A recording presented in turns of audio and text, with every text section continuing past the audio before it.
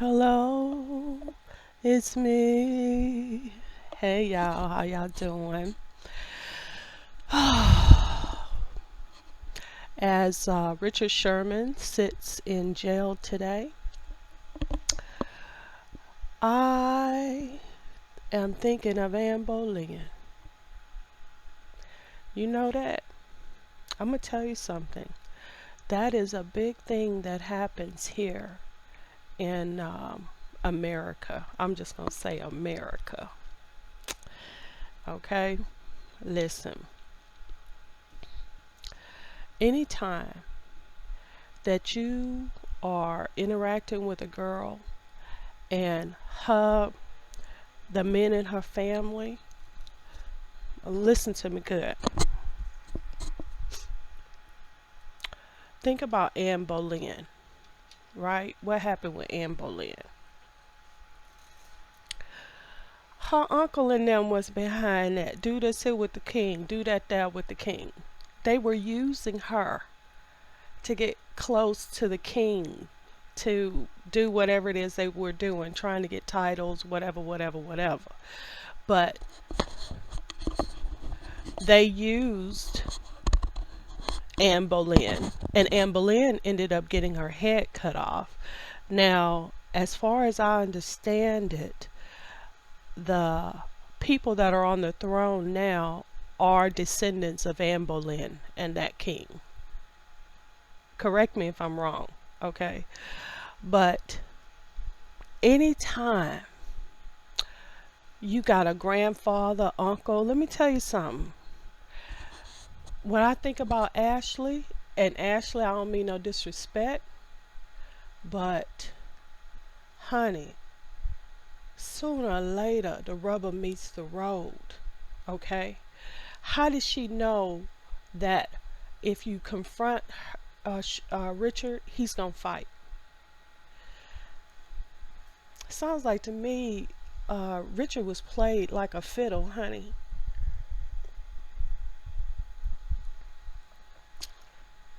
He was played like a fiddle. Something is going down and it ain't right. When you in a marriage, it needs to be you and your spouse.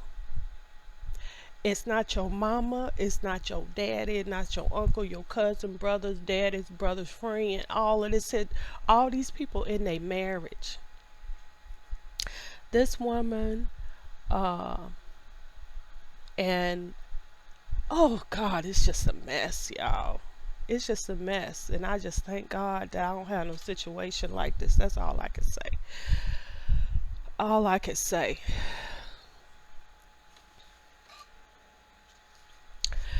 If you looking to build your relationship, it's fine if you have people in your family that are supporting your marriage in a good way, but not somebody that's playing your spouse, using your spouse to sell drugs for them, using your spouse to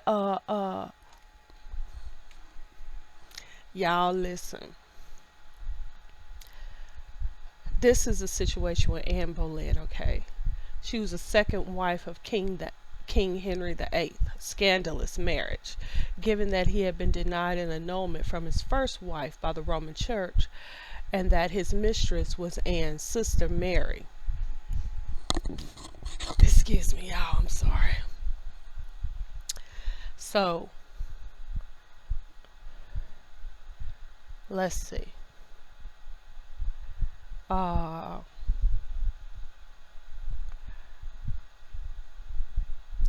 I just want to get, I don't want to do all this biography stuff. I just want to get to the very core of it.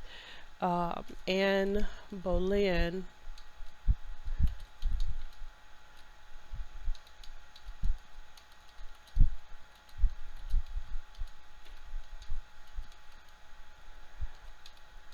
I'm putting in here, Anne Boleyn was used by the men in her family to seduce the king. This is the reason why she got her head chopped off, because her brother or somebody like that, another male in her family, was caught coming out of her chambers or going into her chambers, and so the king thought, okay, and they did say that she was trying to use this close relative's semen in order to have a son, to again deceive the king. Mm-mm.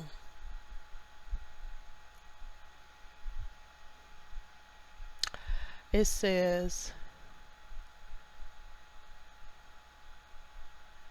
uh, she was executed by a French swordsman, and her parents were Sir Thomas Boleyn and his wife Elizabeth Howard, daughter of the Duke of Norfolk. Okay.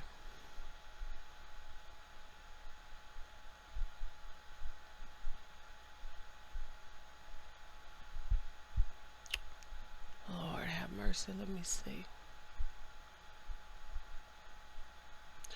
Let's see. This is at history.com.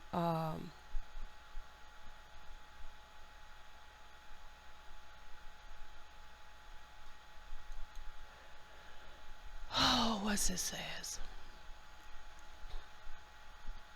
In 1536, England's King Henry VIII accused his second wife, Anne Boleyn, who had been crowned queen in 1533, of charges including adultery, incest, and conspiracy against the king.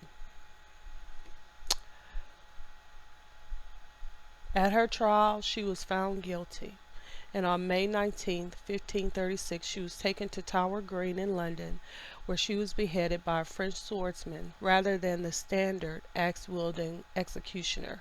Historians believe the charges against her were false, issued by King Henry VIII to remove Boleyn as his wife and enable him to marry his third wife, Jane Seymour, in hopes of producing a male heir. Just nasty people. I would love to have a chart that would show karmically, if you do this, then this is what your fate is. You know, like I think that they tried to do that by saying hell. Like some people say, hell is not real. That's the way I was raised. Hell was not real. But let me tell you something. Hell is real. It just may not be the way that it's depicted in many literary things, you know, literary writings and artwork and sculptures and things like that. But hell is real. Boleyn was a member of Henry VIII's court, serving as a maid of honor to his first wife, Catherine of Aragon, to whom he was married from 1509 to 1533. The king became smitten with Boleyn and pursued her, but she refused to become his mistress. Anne Boleyn, who came from an aristocratic family, had served in the courts of other European royals. She was educated and skilled at the diversions expected of a charming member of court, such as dancing, singing, and game-like art of flirting. But she also had political functions at court. Like her father, a diplomat, Anne played a role in greeting foreign dignitaries and had some influence on matters of international affairs. In that capacity, she engaged with political leaders, including Thomas Cromwell, a politician who rose to become Henry VIII's chief minister in 1532. Now remember, this child is very young. She is very young, and she was used. She was born in 1507 and she passed in 1536. So that makes her, okay, 29 years old. Mm, mm, mm. Mm, mm, mm. A shame and a scandal, honey.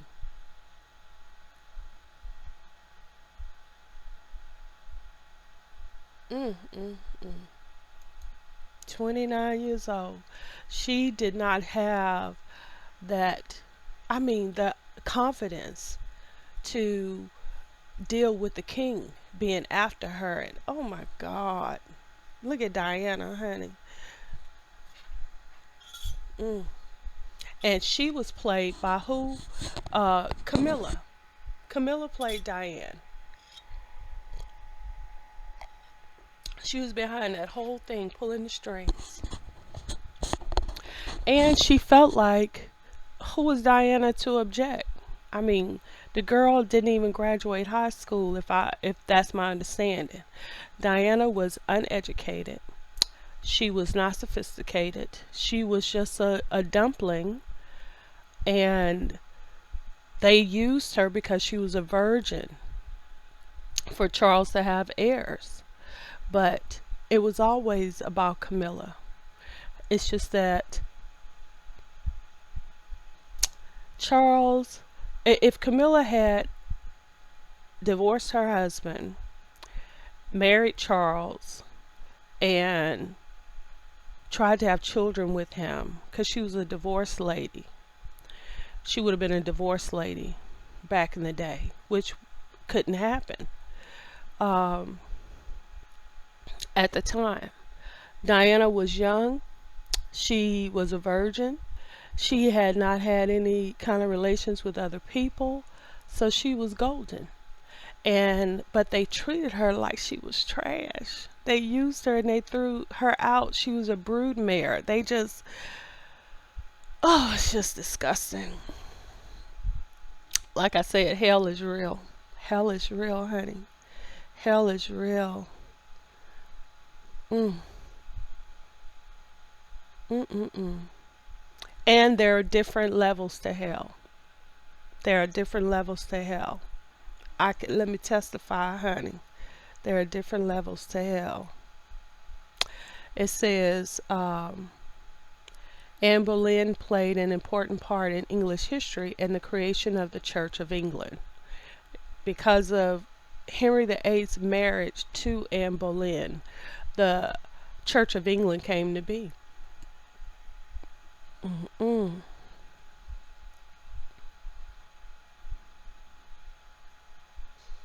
Mm-mm.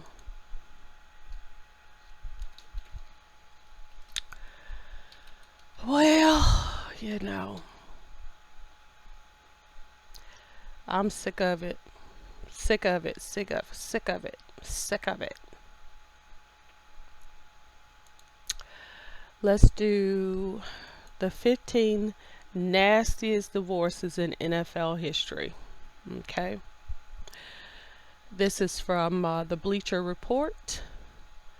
And as unscripted as the NFL is, wink, wink, nod, nod, the league has had numerous drama-filled breakups between coaches, players, teams, and cities.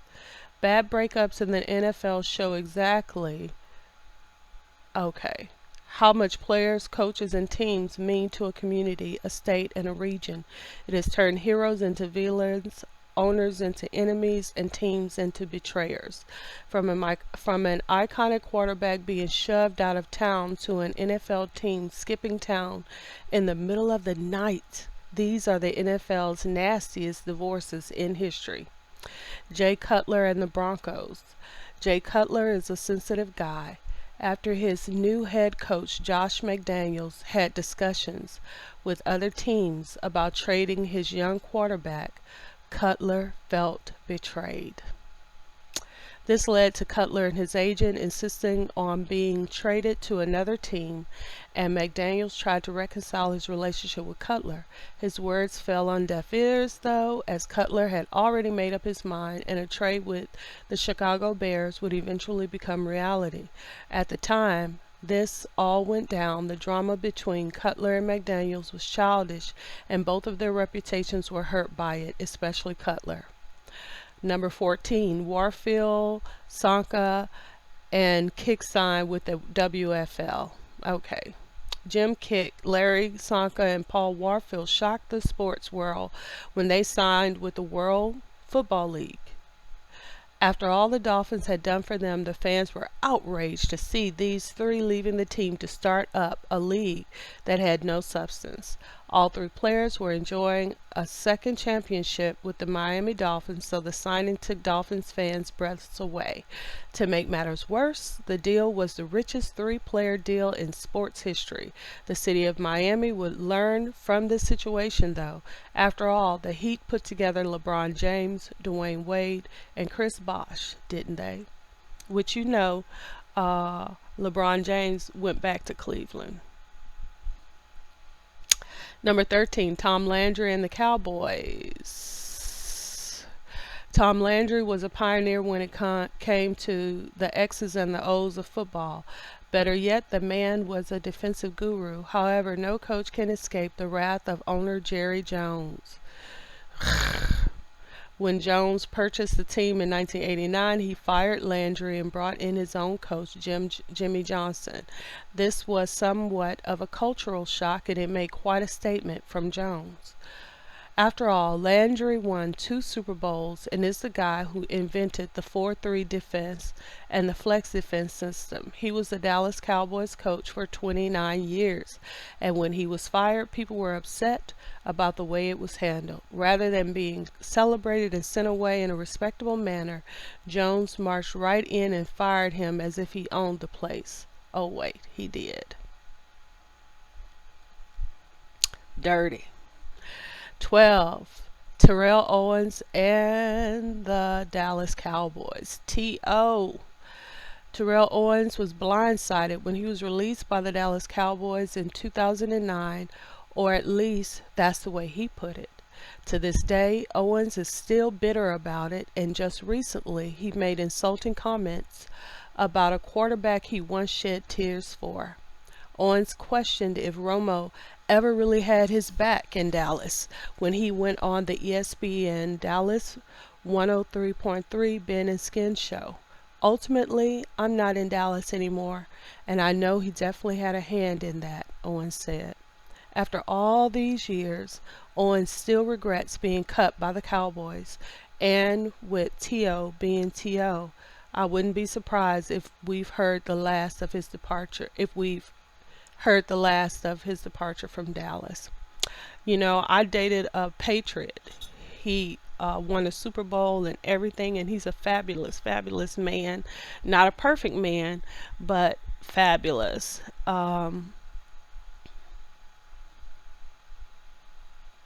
Anyway,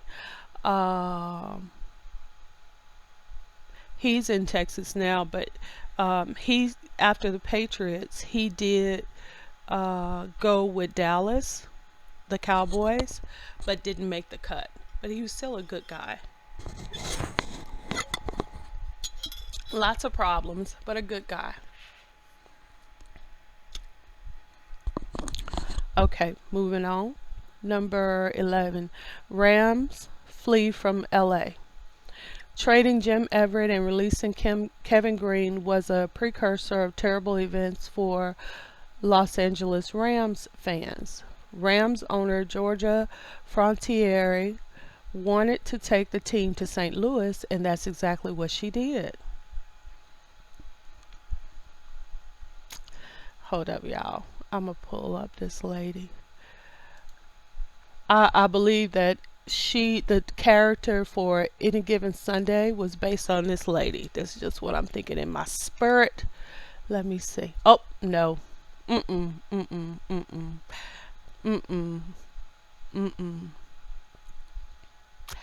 No, I don't think so. At least image-wise. Yeah, this lady is considerably older, and when she was younger, she didn't look sophisticated at all. She didn't look sophisticated at all. Yeah, she's Cameron Diaz in Any Given Sunday as that team owner. Oh my God, she was just crazy. Any Given Sunday. That movie is a classic, baby, with Al Pacino and Cameron Diaz. Oh my God, she was just fabulous. Fabulous. I loved her style in the movie. The wardrobe did a good job with her, and her makeup artist and all of that. That was a classic Cameron Diaz movie. And nobody could have did it. Nobody could have did it. I've heard some people say, what's her name? Oh my God, what's her name? Angelina Jolie could have played that role. But as far as I know, Angelina Jolie is not. She is quirky. I'm gonna say that eccentric, but she's not sporty in any way. And Cameron Diaz seemed to be very sporty. Uh, Angelina Jolie is more tough, I think, and driven, and that's why they chose her to play uh, Lara Croft in whatever that movie was. But no, this was the proper casting for that. So Georgia Frontiere, no. And let's see, where is she at today? Georgia.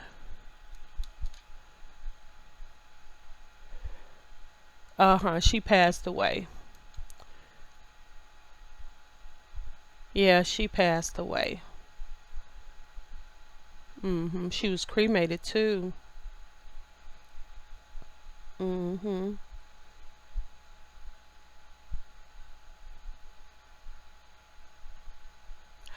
Oh my God, and Esquire lists her as one of the worst NFL owners. Jesus Christ.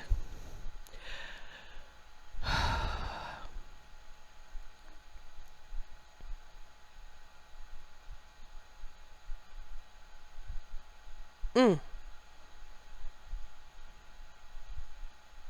Mafia ties, gambling, sexually inappropriate jokes about Iraq. These rich, obnoxious American millionaires almost make you wonder why another one just got booted out of the bid to control the Rams. Almost. Jesus H. Christ.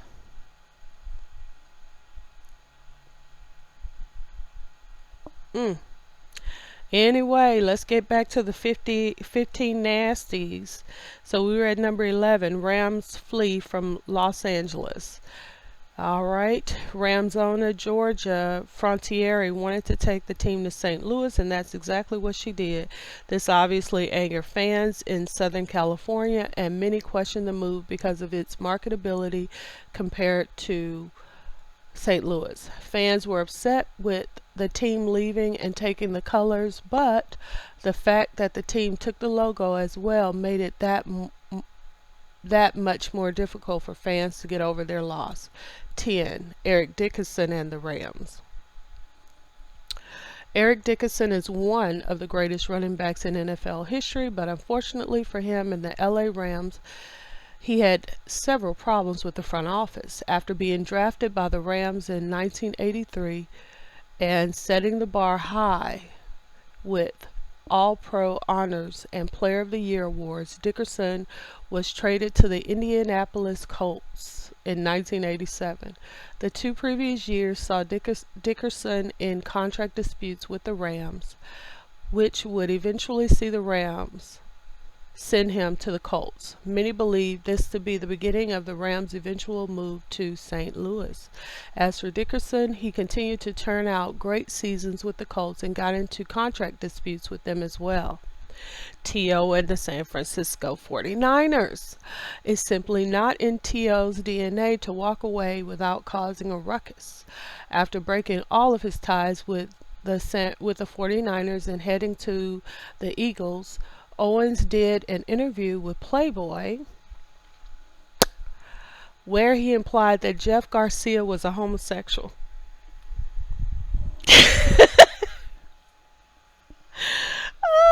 Why?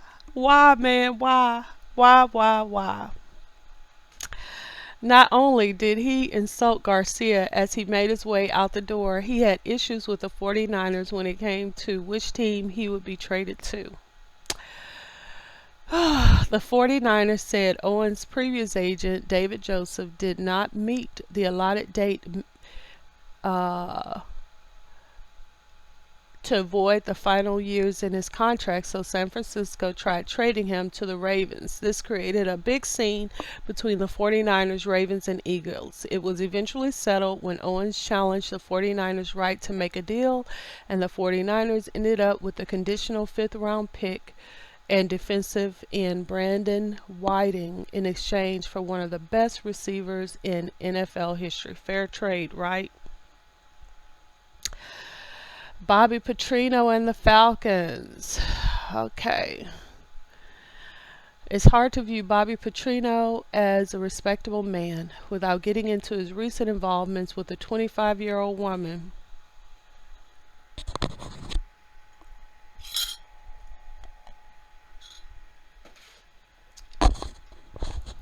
It's safe to say that he's not a man of high character, and the Atlanta Falcons owner, Arthur Blank, will be the first to tell you that.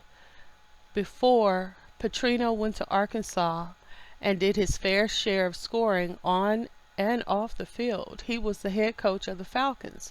After one season that labeled Petrino as a loser, he jetted out the door before he could say, "Whoop! Oh, whoa, pig, soo-wee!" The Falcons were 3-10, and on December 10, 2007, Petrino informed the team via laminated note posted on his lockers that he was no longer the coach.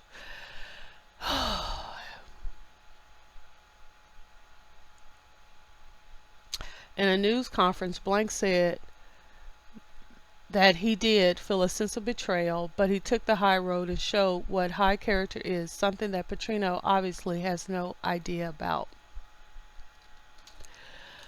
Oh, Lord Jesus.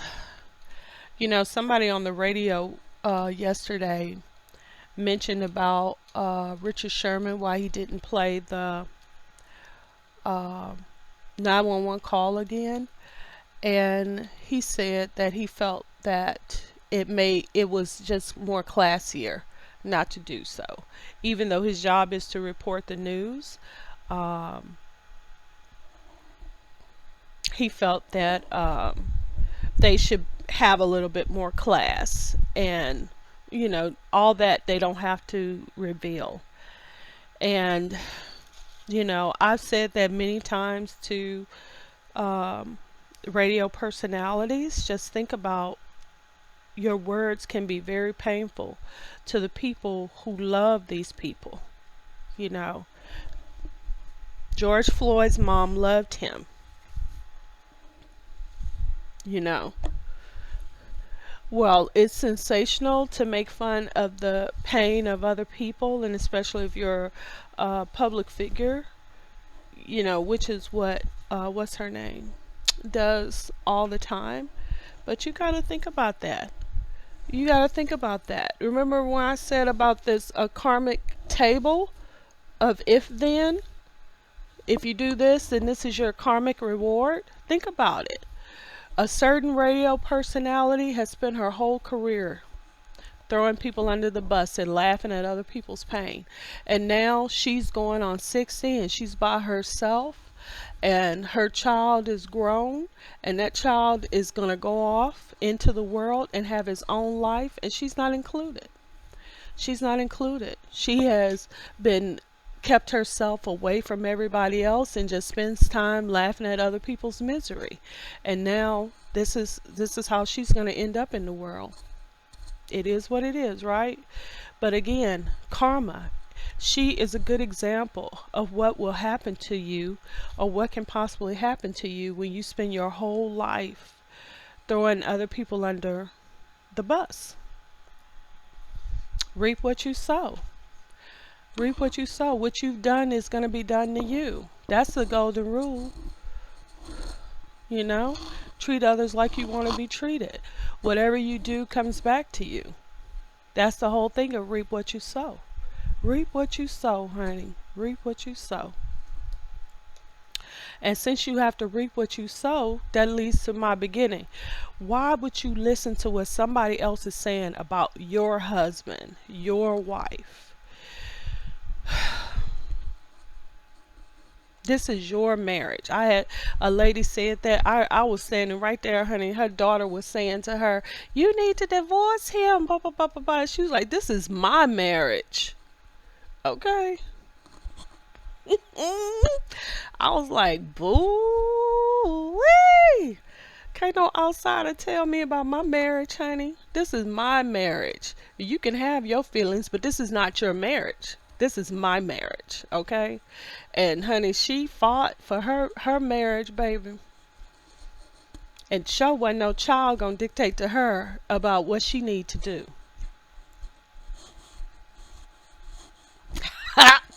I tell you, I think about that now, and I'm just like, ooh wee.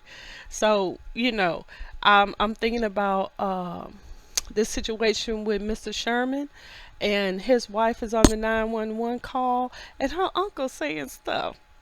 If you don't go sit your behind down, you wasn't married to Richard. I was. Child, listen. That's all I'm gonna say about that. Listen, let's get back to the list. Let's get back to the list. But let me tell you something. If you are married, if you have laid down and pushed a baby out of your nether regions, if you have, uh, you know, you cannot let nobody. Let me tell you, I had somebody try to say to me about what I need to do and thus and so and this and that about my kids. Honey, you were a piss pole mammy yourself, according to your kids. So why would I listen to you about mine? You was not there when I gave birth to these children. Neither were you there when they were conceived. And the person who was ain't saying nothing to me. So why would I listen to you? Why are you so concerned about what's happening with my fallopian tubes? Come on, y'all. I'm just asking you to think about it. Think about it. Think about it. Why would your granddaddy use you to manipulate your husband and you allow it? Why would your uncle, your mammy, and your pappy use you to manipulate your husband and you allow it? What's gonna be the karma on that? What you think the karma gonna be on that?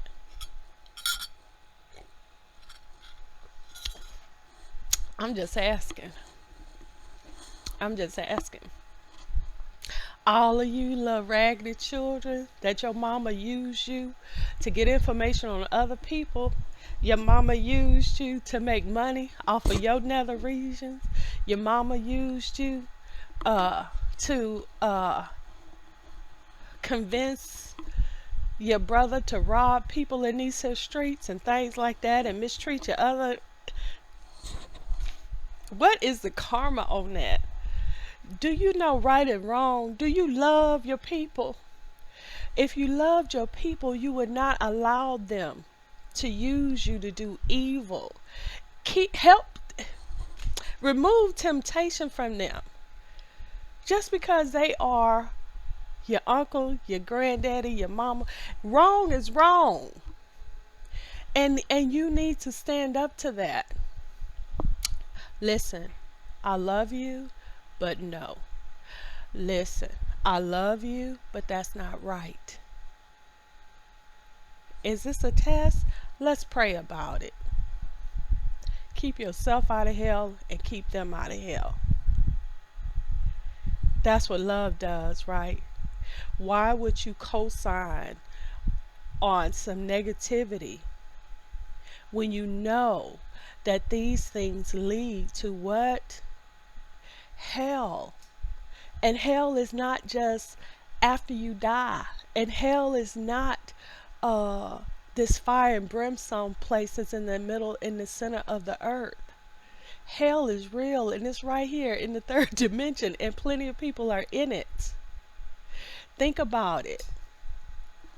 You are $1 million NFL player, and they betray you, they lie on you, they embarrass you, hell. Oh, the feeling is hell. It's hell. How about being in a situation where you pay good goddamn money for certain things, and how the people treat you like shite? They don't give a damn about you. And your money, you would think that if you pay top dollar for something, like say, uh, a friend of mine had a BMW. So he would take his BMW to the dealership where he bought it from, and they would service it for him. They would wash it, like, like other people would go to the car wash, Brown Bear or whatever, whatever, to get their car washed. Well, when you own a BMW or a Mercedes Benz, do you know that they wash and detail your car for you as a service because you are a customer of theirs, or you were a customer? So like say you bought your BMW or your Benz from a particular place, right? So that is what you did. Now, when you are ready to get your vehicle washed and all this stuff serviced, they don't go to Pep Boys. They don't go to Discount Tire. They go to the dealership. And at this particular dealership, while you are waiting, while they're detailing your car and stuff like that, guess what? You drinking espresso. And I was just his friend. And I just went with him to, get his car detailed and everything like that. They were nice to us. They gave us good customer service. I had an espresso. It was fresh. You know what I'm saying? The waiting room was very nice. Good music playing, calming music playing. The lady who was reception and customer service was dressed very professionally. She behaved in a professional way. She did not come on to my friend or anything like that.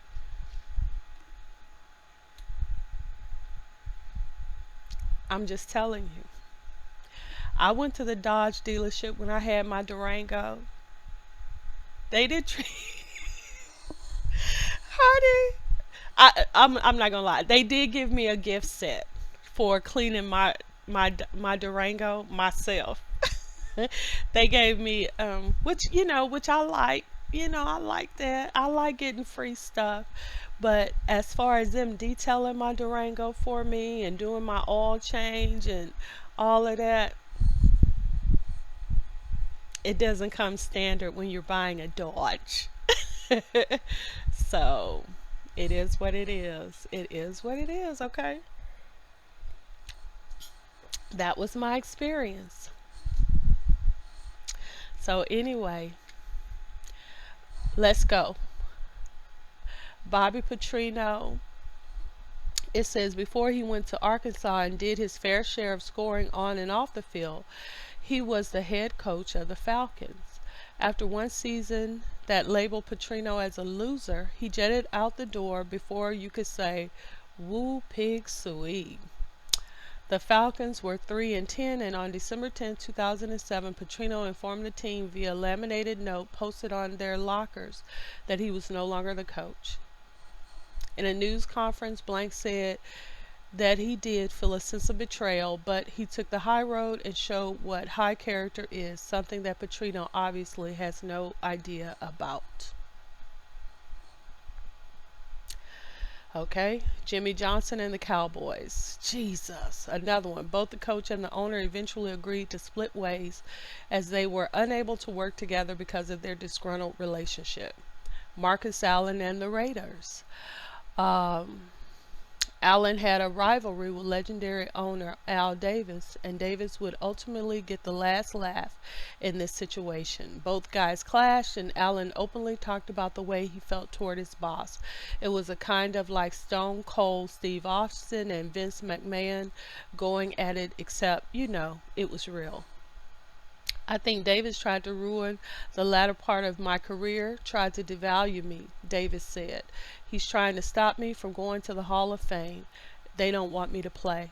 Allen would leave LA the following year and join the Kansas City Chiefs. Cleveland and the Browns. Looking back, Cleveland has been through the ringer when it comes to sports, from LeBron James taking his talents to South Beach to the Browns abandoning Cleveland. Uh, it's safe to say that that city deserves a title soon. But I'm not telling you anything you didn't already know. As bad as James going to the Miami Heat was built up to be, it wasn't as bad as the Browns skipping town. Just imagine how devastated you would be if your favorite team skipped town on you. In 1996, the Browns left Cleveland to go to Baltimore, where the team would become the Baltimore Ravens, and the Browns owner, Art Mardell, received piles of hate mail from the city of Cleveland. Browns fans wore Muck Fidel shirts and hats as their hearts were ripped out of their chests. T.O. and the Philadelphia Eagles. Jesus Christ, T.O. This is his third time on the list. Don't you miss T.O. and Donovan McNabb's soap opera every day on SportsCenter? For those who missed those days, just picture Tebow's time on ESPN last season and you'll get the picture. The rivalry started when Owens made a remark that he wasn't the one who got tired in the Super Bowl, which many assumed was directed toward McNabb.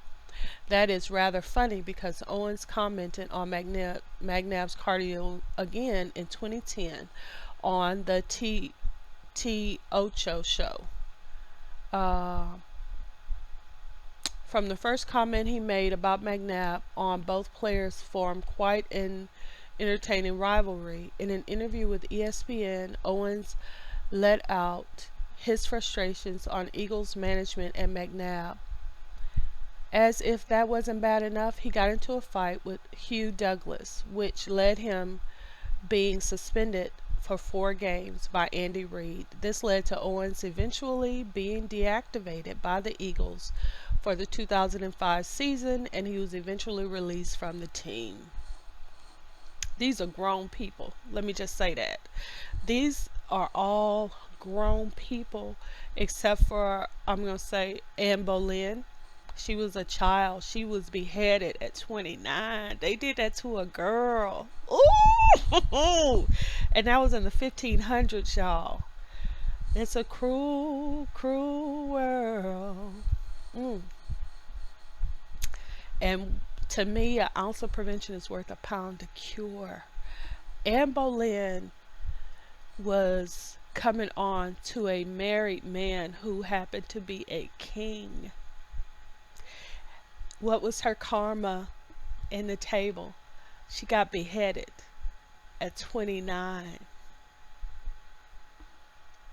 Think about it. Number 3, Joe Montana and the 49ers. The San Francisco 49ers front office couldn't look past Steve Young's talents, even though they had Joe Montana as their quarterback. As good as Young was with the 49ers, he was no Montana.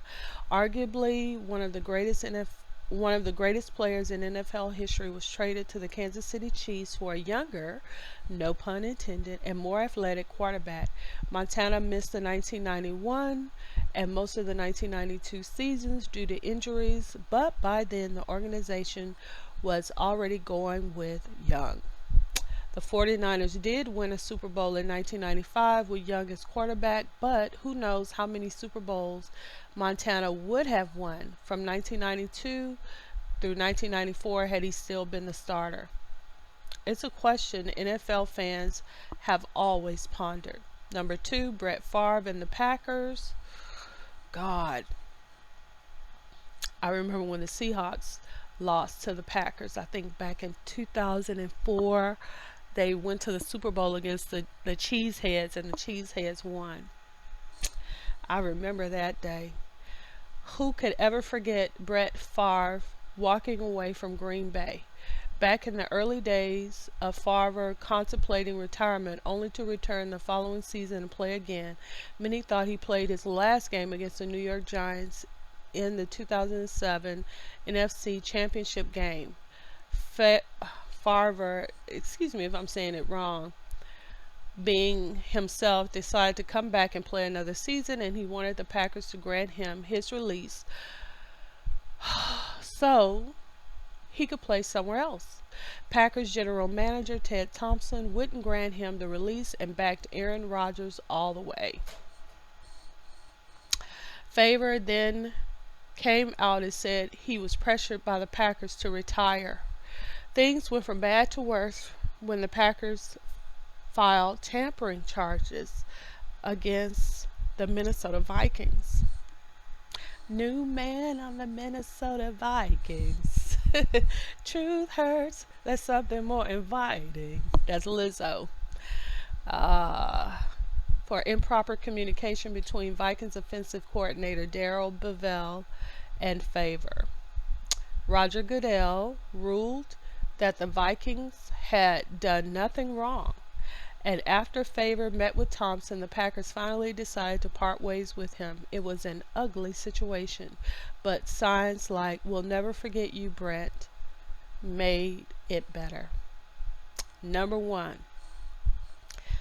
Okay, this is according to the Bleacher Report as number one. Baltimore and the Colts. The Colts left Baltimore like a thief in the night.